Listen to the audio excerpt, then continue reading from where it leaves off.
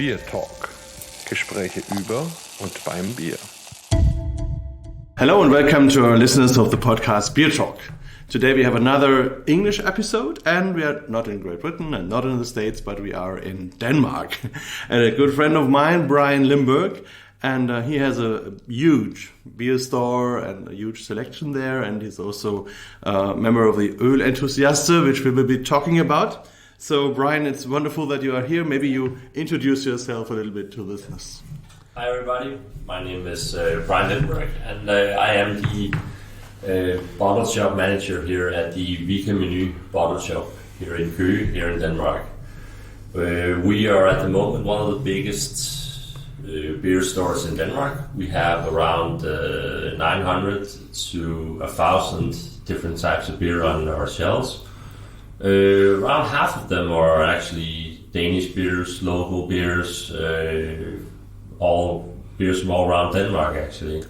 But we're also very loyal to the traditional beer styles of the world. So we have huge sections with both English, German, especially Belgian beer styles that we feel that people need to taste in order to continue their beer journey. So we like to think of ourselves as a beer store where you can come in as a complete new beginner and get beer that you can start your beer journey with. But we also like to be a beer store where you can continue your beer journey. So obviously we have a lot of beers for the more geeky audience as well. So we do have a large span of in our selection. But we like that, and we like to change our selection every once in a while. We do like to have a sort of, we like to be a part of the beer scene in Denmark, and we like to talk to everybody. We like to hear from everybody who comes along with something new. And we embrace new beer styles, and we embrace new breweries who want to try something different. For us, local breweries are hugely important. We see ourselves, even though we're a big supermarket and a big beer store, we feel as if we have a responsibility to promote local beer.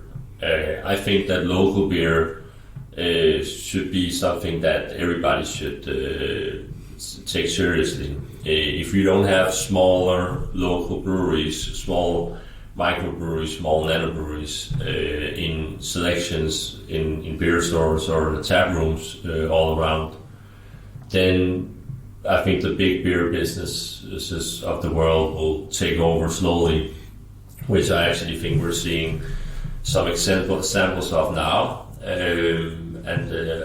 think that the smaller independent breweries, I think they deserve a chance to be themselves without any interruption from bigger breweries.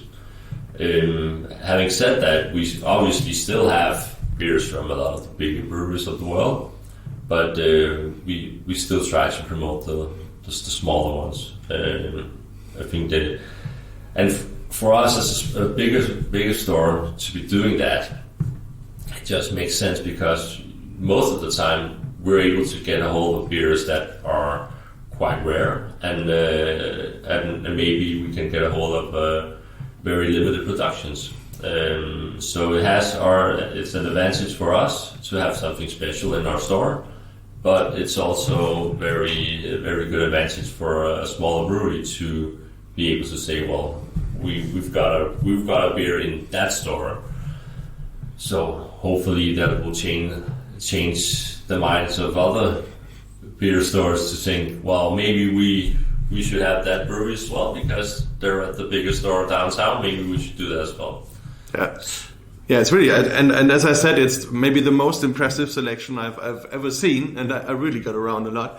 So that's great, and it's also not only a single beer store, it's located in a supermarket. Yeah. So that's also a great thing, so that you have some vegetables and fruits and all the other stuff you have in the supermarket, and then you have this really huge beer selection. So, and maybe also for the listeners, we are in the city of Købe. Yeah. That is about maybe half an hour drive south of Copenhagen.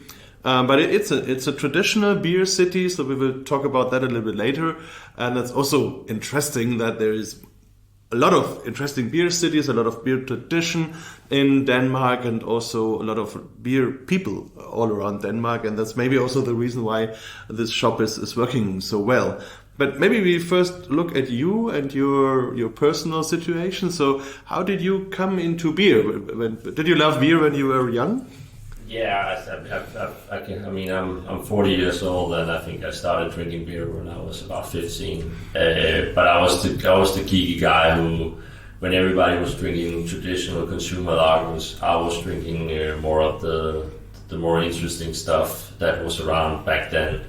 But in the 90s, the beer scene in Denmark was a desert. You weren't able to get a hold of beers anywhere.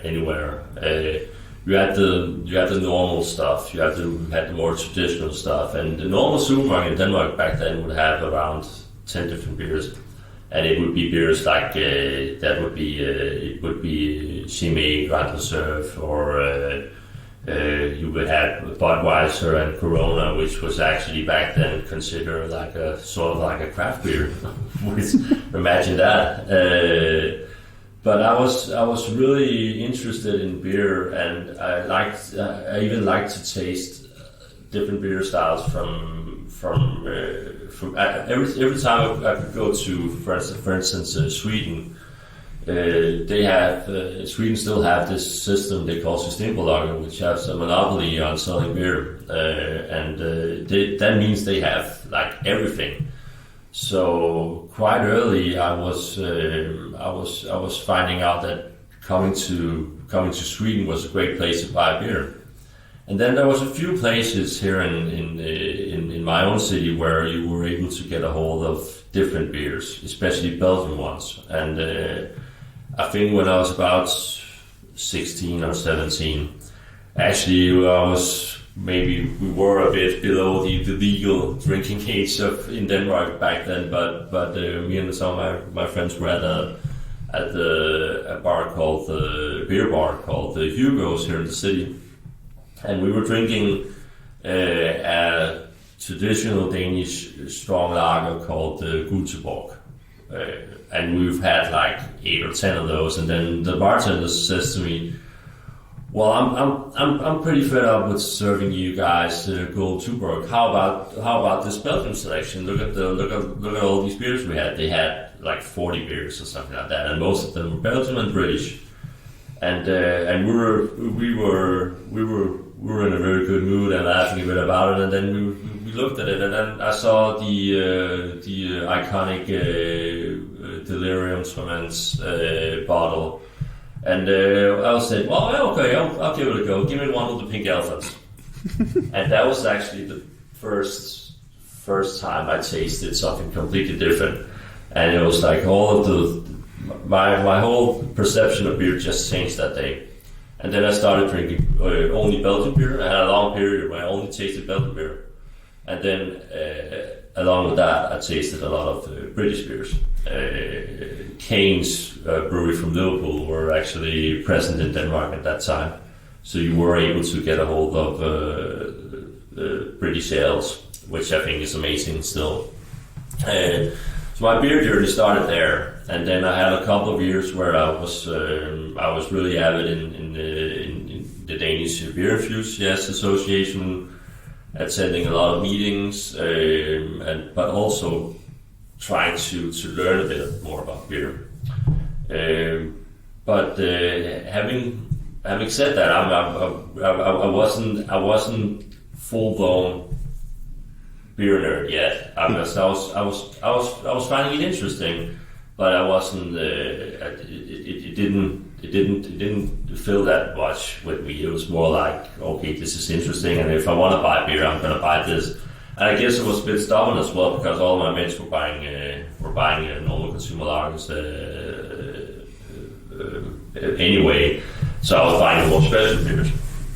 But then 10 years ago, I had the opportunity to, on top of my normal job here in the supermarket, where I'm actually the manager of the fruit and vegetables department, On top of that, we had a really big, not as huge, but we had a really big beer selection. And we were doing some changes in the store, and people were giving new departments they had to run.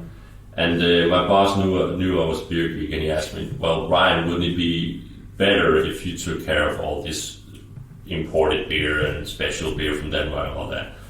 And I said, "Well, yeah, I'll do it, but I'll do it my way." And so, "Well, yeah, you knock yourself out." I don't think he really.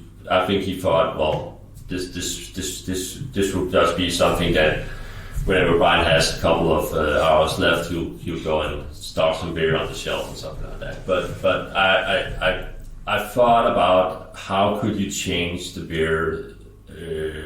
beer store we had to be more widespread in terms of which beers do you have on the shelves and which beers do you want to show people. So that's actually where this all started, and time flies, and it's been 10 years, and throughout that period, I've been we've won a lot of awards. People for a supermarket, for us like us to receive awards is quite special. People don't come along and give you awards for selling microwave pizzas or something like that. When they give you awards, you listen to these people, and you also listen to which direction they want you to go in the future. And we've always had a huge respect for the Danish beer bloggers and the Danish beer enthusiasts. And whenever they come around and have advice for us, we listen. And on top of that, we have our own opinion as well. I think that balance has worked out quite good for us. So now we're at 10 years later. Looking back, I mean, we've got a lot of awards, we've got a huge selection, and I can feel that myself personally, I've evolved a lot as well in terms of knowledge. I've taken the Danish beer sommelier education recently. Maybe also about time I did it, because I think I've learned a lot of this knowledge with beer from reading books myself and tasting beer myself, and all sorts of beer journeys throughout the world. So it made sense to finally get that education, and now I have it, and that is great. So yeah, and I think the future is looking bright in Denmark in terms of craft beer. The consumers in Denmark have become much more quality oriented in the last couple of years. You're able to see a certain connection with the fact that social media has taken over to the point where people have a really easy access to information about beer, and they're able to follow different breweries on social media, and it's all becoming very fast. So if a brewery launches a new beer, 2 hours later, you might have the first customer say, "Well, how about that beer?" So it's not like the old days. It's a very fast-paced game nowadays, and it just makes it a bit more challenging, but also very, very fun to be part of that scene. So I think for me, I think the craft beer scene in Denmark is going to continue to evolve. And I think that quality-wise, the Danes are becoming much better at determining, is this beer I'm drinking, is it a good beer, or is it just a normal beer or something like that. The range of beer in Denmark right now is obviously huge. And I think we have about 200 or 300 different small microbreweries along with the bigger ones. And I think that just makes for a very good, healthy beer business where people can come along with whatever ideas they have about brewing and present that to the customers. And there's plenty of stores who are willing to sell better beer. So I think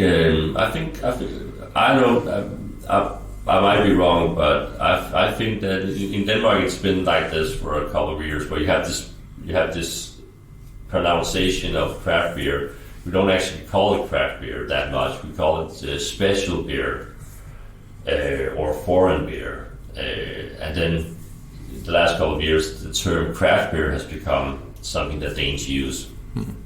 And I think that in 8 or 10 years, I think you'll blend together, and then I don't think people will be calling it that anymore. I think you'll get to the point where people will come into a beer store and say, where's your German Pilsners, or where's your Box, or where's your British Strong Ales?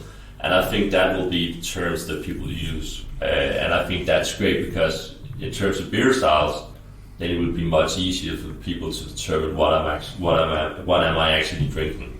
Yeah. So we were meeting here for doing actually a beer tasting for a nice project of the Ølentusiasters. And so you mentioned that at the beginning, when you came into the beer, it was more the Belgian beers or maybe British beers or other foreign beers. And now we have 200-300 breweries here in Denmark. So would you say also the Danish beer scene or beer market developed in the last maybe 20 years or 15 years, and how did that come, and what are the players in the Danish beer market? The Danish beer market, the Danish beer selection 20 years ago was obviously, it didn't have that big a selection, but I think that in the early 2000s we had a thing called the Danish Beer Revolution, where the Danish Beer Enthusiasts started their organization, and they did so in a very good beer bar in Odense called Carlsens Kvarter, where they actually agreed on they should have a consumer organization that would educate people in terms of great beer. And that actually started off that was actually one of the sparks of what ignited this beer revolution. And then all of a sudden you had a lot of new microbreweries popping up in Denmark. And to be honest, I don't think the beer that they did back then was that good. I just think it was different. And I think that we experienced a lot of, especially locally based breweries that started to see light and started to brew really good, eventually started brewing really good beer, but especially different types of beer. When you look at the Danish beer scene, for instance, like in 2004 or 5, there was a lot of good breweries that actually started their journey back then, and a lot of them are luckily still around, but especially during the financial crisis, 2007 or 8, some also closed. So we have seen a lot of startups in terms of new microbrews in Denmark, but we've also seen a lot of them shutting down again. And some of them made really good beer, but weren't that good at making a business work. So that was kind of like how you find the balance. And I think in recent years, I think that there's been like this switch in the Danish beer scene, where you have a lot of the bigger breweries like Carlsberg and Royal Brew, who create sub-brands to try to fit into this emerging craft beer market, and they, try to become. I think some people will tell you that they're doing beers that try to copy what the smaller craft beer breweries are doing, and others will tell you that they're actually creating beers that are more accessible for the beginner. And I think that the last part might be mostly true. And so you're seeing a switch now, where you have the bigger, older traditional microbreweries, and then you're seeing a lot of new Danish craft breweries coming along, who are not more internationally orientated, have very strong influences from America and from England in terms of especially IPAs. We even have a lot of foreign brewers coming in and sharing their knowledge in Denmark. And I think there's room for both of them. It just goes to show that the whole market of Danish beer has exploded, and it's become so widespread now that you have a lot of you have this huge selection available to customers, and I think you're going to see the craft beer scene evolving even more. But then I think you will have the older traditional microbreweries.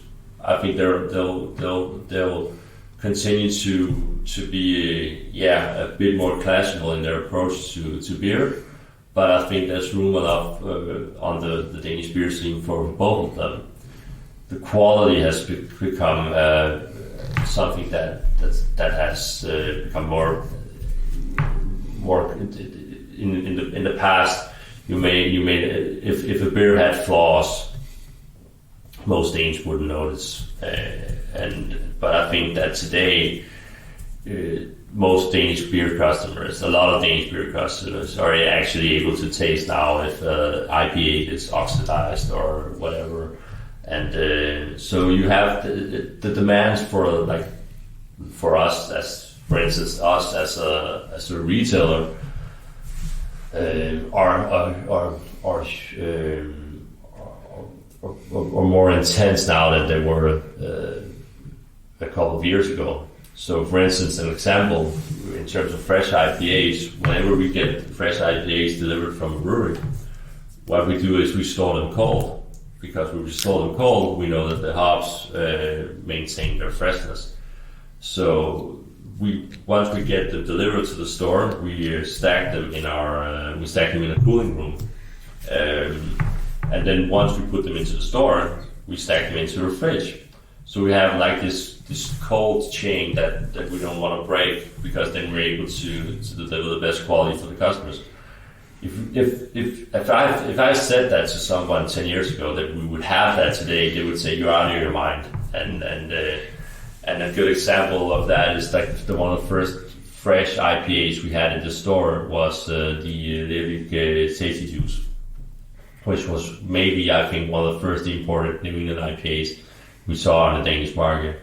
And the price back then was around 50 Danish kroner, which was a lot. People were like, wow, are you going to charge 50 Danish kroner for a canned beer? Are you absolutely crazy? That's impossible. It won't work. But we sold out quite quickly. And that was like the beginning of when we started to sell, and a lot of Danish stores started to sell craft IPAs. And just a short question, if you say 50 Danish kroner, what was the normal beer? Normal beer back then would be like you had a half a liter selling at around 30. So and then also back then cans were, and for some people it still is, cans is a bit of an issue because you can't sell beer on cans because it doesn't look as pretty as a bottle. But we've seen the emergence of cans in Denmark, and as soon as all the bigger breweries are doing it, we know all the smaller breweries will follow. But on the craft beer scene, it's been the completely opposite. It's actually been the smaller craft beer breweries that started off with cans. We have breweries in our selection who started off doing only cans, and they don't have room, but they don't have any ability to tap their beer on bottles anymore, because they've just chosen cans, and that's the way they want to go. So I think in terms of quality, we've seen a sort of a revolution as well in the last couple of years, and it's becoming more and more intense. And I think that as a retailer, you really have to think about what types of beer what you're bringing to the store, and how many do you buy at a time. In a couple of years ago, it wouldn't be uncommon for us to buy pallets of beer, and then you would just, once they're sold, they're sold. We don't do that anymore. we take great care in making sure that we bring in beer that is as fresh as possible. We're looking at tap dates. We didn't used to do that. We're doing that now. So if the beer is already 1 month and a half old when it reaches the store, then we actually we can sometimes just send it back to the supplier saying, well, it's not fresh enough. It's an IPA. So because we know we're going to get the question from the customer anyway. So freshness has become an issue, and I think that's a good thing because it just shows that the customers are becoming more and more enlightened in terms of how beer should actually taste, and also how you should keep beer. And I think in the menu chain which our supermarket is a part of, we've had a great focus on that, and the menu chain have taken it upon themselves to spearhead this part of the Danish beer revolution in the Danish supermarket sector. So you're gonna see a supermarket chain in Denmark who are gonna have fridges especially for craft IPAs and pilsners. That wasn't something that you would see in the cards like 5 years ago. But we're doing it now, and it's reality, and we're gonna push forward, and we're gonna try to continue this part of the journey where we are actually showing the Danish beer consumers how we think that you should keep beer in the supermarket. So it's not for us. It's not only just a beer. It's just as important for us that we have that we keep the beer just the same as we keep, cheese and meat and milk fresh, cold. So beer is elevated to the same status of those items. So it's also a change of a mindset, yeah, you could say. And maybe one question: when we are looking to Denmark for beer, we have a name which is quite a lot connected, Mikkel Bjørksen, so from Mikkela. Do you also, inside Denmark, do you also think he was one who really had a huge impact on the scene, and how do you recognize his development? I think Mikkel Bjørksen has been one of the guys who spearheaded this revolution, but I also think he really early on changed the revolution a bit. I think he, I don't, in my opinion, I think that Mikkel changed the revolution of beer in his own direction, and kind of made his own approach to it. So you even though you still had the traditional Danish microbreweries and the beer enthusiasts doing, for instance, their beer festival, Mikkel changed it a bit and did his own version of that, where he invited a lot of foreign microbreweries at a higher level. So I think you can say that I think Mikkel is he's probably one of the guys that you could thank for the high level of quality that you're seeing in Denmark these days. I think without him, we wouldn't be where we are now, especially in terms of IPAs, but also in terms of especially in terms of promoting some of the more tougher beer styles we have in Denmark. I mean, sours is slowly becoming a thing, and I think that Mikkel and a couple of others in the Danish beer business are really responsible for that, and I think that's a great thing. It wasn't. I don't think. I was at a beer tasting once at one of his beer bars in Denmark called Cool Ship, which is it's a Belgian-inspired beer bar, and it's lots of sours and all of that. And the guy from Mikkela doing the tasting said, well, if we look at our profits from the Mikkela organization, well, this is not a place that creates a massive profit for us, but it's one of the last places we would actually close if things turned out bad for us. And I think that's, for me, I have a huge respect for that, because that's just says a lot about a brewery that you're able to say, well, this is what we want to promote sour beer in Denmark. And I think that he's had a huge impact. I think Michaela has had a huge impact on that. I think the Michaela Bauherren brand is brilliant because it's really, really high quality, but it's also accessible. So we have a lot of customers starting their sour beer journey with Michaela Bauherren, and I think that's amazing. And as I said earlier, we want to be the store that can promote everything from everything in terms of beer, not only the beer for the new beginner, but also beer for the experienced beer drinking. But looking back at, a lot of the beer styles that Michaela took under their wings really early on. I think they did it with the IPAs. I think they did a great job with the sours as well. And I think now I've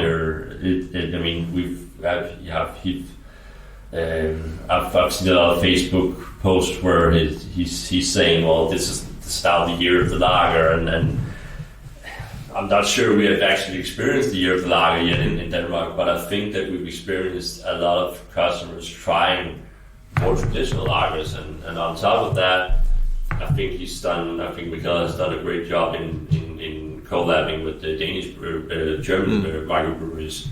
They did they did a collab for their beer festival last year with the Marsbrau from Bamberg. Amazing pilsner, and people were at the beer festival. You've got all sorts of crazy stuff in there at the festival, and people are drinking pastry sours with marshmallows and all that. And then outside, you had like a traditional German beer tent, and people were drinking large jugs of Marsbrau. I thought that was amazing. You're actually able to have both the traditional stuff and then the more special stuff. I think that takes a bit of know-how to be able to create that balance at a beer festival, and I think Michaela has achieved that in a good way. Yeah, very interesting. And I think if we talk about beer styles and Denmark, so most people will say, okay, I know Carlsberg, and so it's more or less the father or mother of modern Pilsner, with all the history of the lager yeast and all this. And also, you always think of maybe the big cans with Faxe or something like that. So, but on the other hand, is there, or are there traditional Danish beer styles which are really Danish? Well, there is, and I think that the Danish beer judges are coming along with a couple of sort of like old Danish beer styles that they wanna promote and drag some attention to it. Actually, I think we have the traditional Danish beer style called we have Købe. Which is a very sweet type beer, low ABV beer, which is mostly used for most Danes. It's something that we drink with our risengrød, which is sort of like a rice porridge we eat at Christmas, and then we drink Købe with it. And we also have skibsøl, which is sort of like a house beer, but also very low in ABV. And but they're forgotten beer styles, and I think one of the things with Denmark is a lot of the inspiration for beer styles have been drawn from Germany. Carlsberg, the Carlsberg founder had a huge attention to Germany in terms of beer styles. So even though Carlsberg were the first brewery in Denmark to brew an IPA back in the 1800s, a traditional English IPA, and most of the beers that the Danes actually fell in love with was German-inspired beers, and so it was pilsners and Bavarian lagers and stuff like that people like, and they still like today. And I think especially some of the older crowds, beer crowd in Denmark, absolutely love Bavarian lagers type beer or dark lager or something like that. And I think that the Pilsner crowd, if you want to call it that, in Denmark, who are used to drinking like the consumer lager type, Carlsberg type lager styles. Well, some will only go for that beer because it's affordable, but others want to try something a bit different. But still, it can't be too different from the normal Carlsberg style.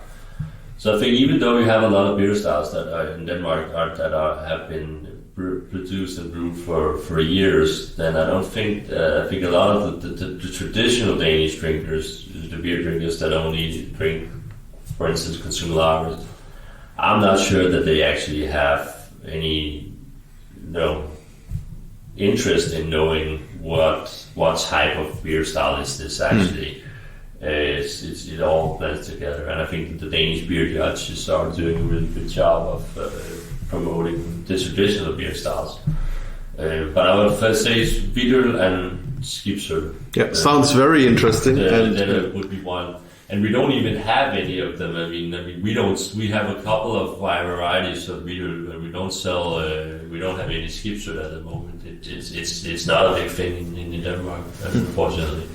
Yeah, but it sounds great, and I'm looking forward to discover also the historic Danish beer styles. Maybe we allow getting to the end of our episode, but maybe one more question. If people want to come to Denmark and want to experience the Danish beer scene, maybe beer festivals would be a good idea to go. So maybe you could recommend one or two festivals where people could go to and experience the beer variety. There's a lot of I think you come to Denmark. I mean, obviously, if you start your journey in Copenhagen, the Copenhagen beer scene has evolved immensely throughout the years. There's a lot of really good stuff to try in Denmark. Not only beer festivals, but also, I mean, there's a lot of great breweries, especially in Copenhagen, around Copenhagen. A lot of great beer bars. I mean, I think there's a lot of you could go. I think if you visit the different Danish beer bloggers and look at their advice, then you could get an overlook of what is nice to see. I mean, I would recommend a couple of bars in Copenhagen, which I think you should visit when you go here. I think there's a bar called Fermentoren. The fermenter, which is located in the district of Vesterbro. That's my favorite beer bar. They always have a brilliant selection, and I can never decide when I get there what I want to drink, and that's for me. That's a good sign of a good beer bar. And on top of that, I think that they have bartenders who know what they're selling. So I would say that would be one. Then you have a beer bar called Skål, which is Danish for cheers or roast. Yeah, and it's situated right next. It's more or less in the center of Copenhagen, near one of the bigger squares in Copenhagen. And the guy there who runs the bar is a guy called Jens Sundstrup. I think he's one of the Danes I know that has like the most beer knowledge. I think he's tasted around like 47,000 beers on rate beer or something like that. It's just crazy, and he really knows his beer, and you can tell when you visit the place that the beer selection there is just immense. So that would be like two of them, and then on top of that, Keller has a lot of great beers. So as I said, if you're into sour beers, then there's Cool Chip. If you're into trying out all sorts of Mikkeller beers. You visit Warpix in the meatpacking district in Westerbro. That should give you a really good insight into like how the Danish beer scene is. Yeah, and then you have a beer festival in Copenhagen. Yeah, you have a couple actually. I mean, you have the beer enthusiasts do their own festival. I don't remember the date this year, but it's in May, I think, which is actually also in near Westerbro, and it's a huge festival for the Danish size. I think it's 10 or 12,000 visitors every year, and it's 2 days, and it's in a place called Lokomotivværkstedet, and it gives you really good insight to the Danish beer scene because everybody's there, so it's very, very widespread, and there's a lot of smaller breweries there. The festival have had a huge focus on smaller breweries, so you're actually able to taste beer there that's actually just hand brewed. You're not able to get it commercially. I think that's quite funny, and some of them are actually quite good. So you're like, wow, I'm tasting that, but I won't be able to buy it. It's just too bad. Then there's the Mikkeller Festival in the MBCC, which is also actually situated in the Vesterbro district at a place called Øksnehallen, where you see a lot of these invited foreign breweries, and it's just for me, I think that's an amazing festival. I always get a huge. It's mind-blowing because of the selection, and you meet a lot of breweries that are making amazing beer, and you meet maybe also famous breweries, famous head brewers that visit Denmark as well. So I think that makes sense. And then also I have to promote obviously we have a local beer festival here in Købe where I live and work, and we have the Købe Øldag, which is obviously the biggest outdoor beer festival in Denmark, and the second largest, third largest beer festival. It must be behind the two others, but it's really, really cozy, and it's situated in one of the back alleys of the medieval town of Købe, and you'll be able to meet 14 or 15 of the best microbrewers in Denmark, and we have a